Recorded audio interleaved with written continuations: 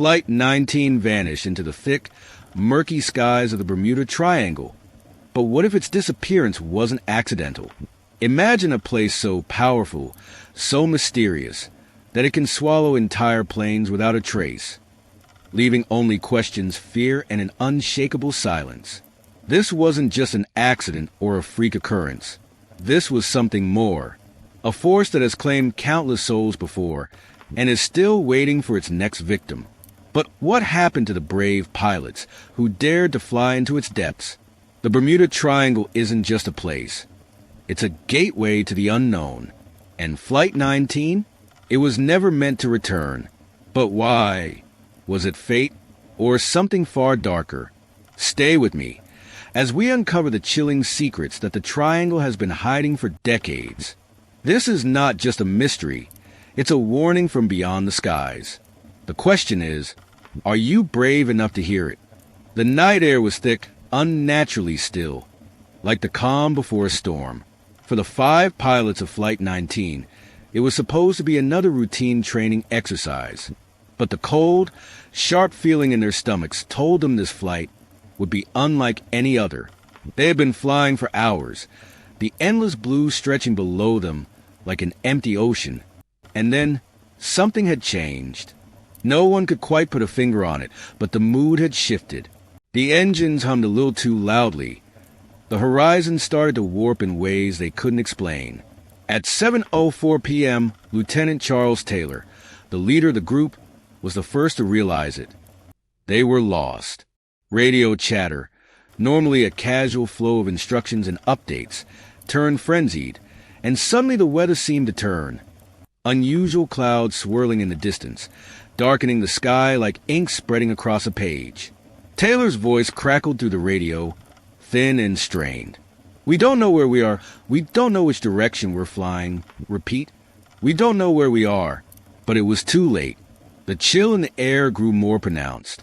The uninviting void of the night sky stretched, swallowing up everything beneath it.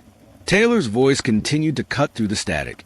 "I'm pretty sure we're lost. We have no landmarks, and nothing seems familiar." His tone had changed from authoritative to desperate. His radio calls to base became more frequent, but the responses, if they came at all, were nothing but static, echoing back the panic of the pilots. It was clear that something was terribly wrong. But that wasn't the worst part. No. The worst part was what happened next. The last transmission from Flight 19, recorded at 7:27 p.m., was one that still haunted every veteran pilot who heard it. It was a short message, but it sent chills down the spines of anyone who had ever been involved in the mystery of the Bermuda Triangle. Taylor's voice, trembling now, barely audible over the interference, whispered, "Everything's gone wrong. I don't know what's happening, but we're not alone." The radio went dead. From there, no one knew what happened to Flight 19. A search operation was launched, but there was no sign of them. No wreckage, no trace of the aircraft, not even a shred of evidence to explain their disappearance. It was as if the ocean had swallowed them whole, as if they had never existed at all. The world waited, their final transmission haunting the airwaves, but Flight 19 had vanished without a trace. The question that lingered in the minds of all who heard the transmission was simple. What had they encountered out there? What had those last desperate words meant? And more importantly, what was it that they'd seen or felt in those final moments? But as time passed and the world moved on, something darker began to emerge.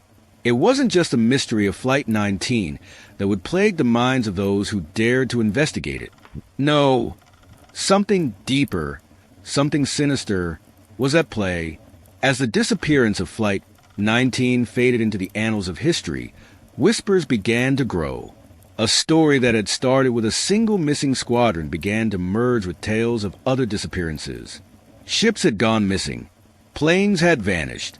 All of them, like Flight 19, swallowed up by the Bermuda Triangle with no explanation, leaving only the same eerie silence. And then an uncomfortable truth began to creep into the picture. What if Flight 19 wasn't just lost? What if they were taken by something that lived in the Triangle's heart, something beyond our understanding. This was only the beginning of a much darker story, one that would unfold with each passing day, as more people would come face to face with the Bermuda Triangle's unholy grasp. As we move forward, the questions surrounding Flight 19's disappearance would only grow more disturbing. The Bermuda Triangle, this black void of water and mystery, was no longer just a location on a map. It was something more. It was becoming clear that the Triangle wasn't just a place where planes and ships vanished. It was a force, a dark and ancient one. And the truth behind Flight 19? It was about to become far more terrifying than anyone had imagined. The search for Flight 19 had failed, but the questions surrounding their disappearance did not. In fact, as weeks turned into months, the mystery only deepened. The Bermuda Triangle, a stretch of water between Florida, Puerto Rico, and Bermuda, was already infamous for unexplained disappearances. But something about Flight 19's fate seemed different. It wasn't just a disappearance. It was as if the Triangle itself had claimed them. The pilots had vanished without a trace. The U.S. Navy conducted an exhaustive search, but despite deploying dozens of planes and ships, nothing was found. No wreckage, no bodies, no debris. The ocean had returned to its calm, undisturbed surface as if nothing had ever happened. Yet, the radio transmission from Lieutenant Charles Taylor haunted everyone who heard it. The eerie final words, "We're not alone," had become a chilling refrain. Was it a cry for help, or had they encountered something in the skies, something not of this world? As months passed, more strange events unfolded around the Bermuda Triangle, but nothing was as haunting as the disappearance of Flight 19. Those who studied the phenomena began to theorize that the Triangle was no mere geographic anomaly. It was a portal, an entryway to something far darker. Some said it was a place where the rules of reality simply didn't apply, a region of space where time bent, where the laws of physics were warped, and where people simply ceased to exist. Strange storms, magnetic anomalies, and sudden shifts in weather patterns were recorded by ships and planes that ventured near the Triangle. Pilots reported that their instruments would go haywire, compass readings would become erratic, and navigational systems would fail. But it wasn't just technology that was affected. Crew members, often shaken and terrified, spoke of bizarre occurrences, visions of strange lights beneath the ocean, voices calling to them from the deep, and shadowy figures that flickered in the corners of their eyes. Those who didn't lose their minds spoke of hearing whispers over the radio, the same ones that Taylor and his crew had heard, moments before their last transmission. These whispers seemed to echo from nowhere, distorted and garbled, as though coming from a place beyond the known world. The Bermuda Triangle, however, didn't only claim airplanes. Over the years, it had become the graveyard for ships, too. Vessels would vanish without a trace, their crew members leaving behind only the eerie silence of empty decks. Ships as large as cargo freighters and as small as fishing boats had succumbed to its mystery. It was as if the Triangle had a thirst that could never be quenched. Some experts, desperate to find a logical explanation, believed that the Triangle's deadly reputation could be explained by natural causes. They spoke of underwater methane gas deposits, which, when released, could displace water, causing ships to sink rapidly. Others blamed the area's unique weather patterns. Strong currents, violent storms, and unpredictable wind patterns that could easily cause a plane or ship to go off course. But no matter how many times they tried to rationalize it, no explanation could fully account for the eerie disappearances. There was something else going on, something sinister that went beyond science. Something that had been around long before the first airplane took to the skies. The more researchers dove into the Bermuda Triangle's history, the more they uncovered unsettling evidence. An ancient legend, spoken of in whispers, began to surface. It told of a dark entity that resided in the heart of the Triangle, an ancient force that had existed long before the arrival of modern civilization. Some called it the Elder One, an otherworldly being that thrived in the dark void between worlds. It was said to be a creature of immense power, capable of bending time and space, pulling entire ships and planes into its grasp, and devouring them whole. The pilots of Flight 19 had unknowingly flown straight into its domain, and it had claimed them as it had countless others. The whispers from the deep, the ghostly visions, and the inexplicable disappearances all pointed to one conclusion. The Bermuda Triangle wasn't just a place, it was a presence. A malevolent entity that lurked beneath the waves, waiting for its next victim. But the truth was far more disturbing than anyone had imagined. Some believed that the Bermuda Triangle was not just a place where the laws of physics didn't apply. Instead, it was a window, a thin, fragile rift between dimensions. Those who vanished within its grasp didn't just disappear. They were pulled somewhere. Somewhere beyond human comprehension. Somewhere no one could ever return from.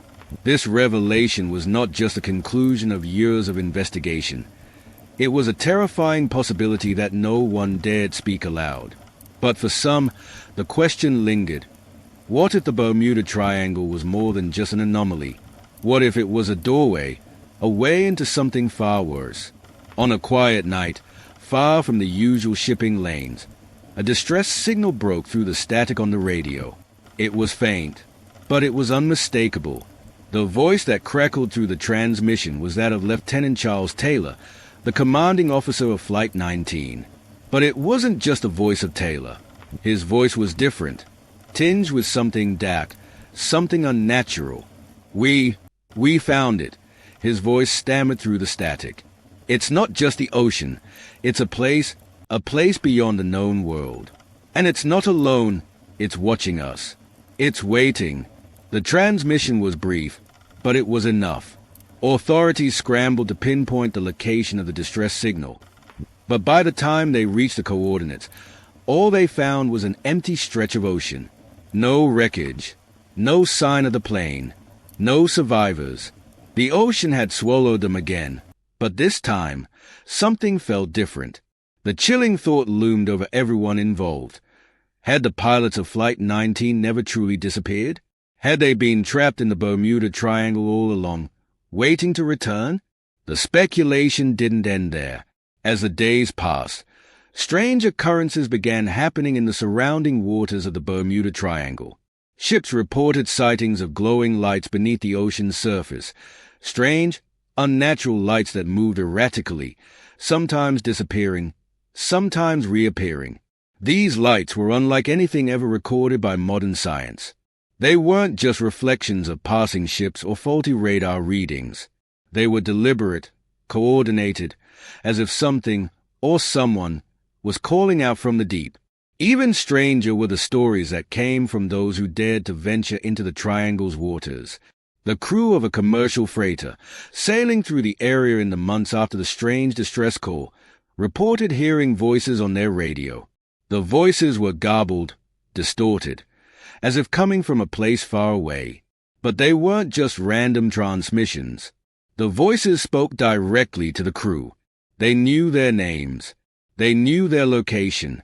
And in one chilling instance, the voice of Lieutenant Taylor himself was heard, begging them to turn back.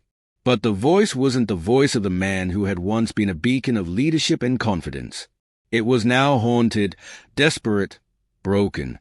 "Get out," Taylor's voice echoed, "before it comes for you too. It's too late for us, but not for you. Don't let it take you." The story didn't stop there. A few weeks later, an unmarked plane, an old World War II-era bomber, was spotted flying dangerously low over the waters of the Bermuda Triangle. It was flying erratically, its engine sputtering, as if the pilot was struggling to control it. The strange thing was, the plane wasn't listed on any flight records, and it hadn't been reported missing. But as it flew over, several passengers and crew members aboard a nearby commercial flight witnessed the same chilling sight. The bomber's windows were fogged up, and inside, the shadows of people moved, pacing back and forth. The air was thick with the unshakable feeling that something was not right. Before anyone could react, the bomber vanished without a trace, as if it had never existed. Was this a piece of the mystery of Flight 19? Were the pilots still alive, lost between dimensions? Were they trapped in an alternate reality, trying to communicate with the outside world? As the years went on, the Bermuda Triangle's reputation only grew. It wasn't just the eerie disappearances and bizarre sightings that made it infamous. It was the knowledge, deep in the hearts of those who dared to study it, that something far more terrifying lurked beneath the waters. Flight 19 was only one chapter in a much darker, larger mystery. The Bermuda Triangle was not just a place. It was a portal, a threshold to another world. A world where the laws of time and space didn't apply. A place where the lost could never truly die. A place where the Bermuda Triangle wasn't just a patch of ocean. It was an entryway to a twisted, parallel dimension. And now, the pilots of Flight 19 were a part of that world, forever trapped in the endless void of the Triangle's grip. They were no longer merely victims of an accident. They had become part of the very presence that haunted the waters. Some said that in the darkest depths of the Bermuda Triangle, the voices of Flight 19 still whispered, desperate and hollow, caught between two worlds, forever longing to be free. But no one knew if they could ever truly escape.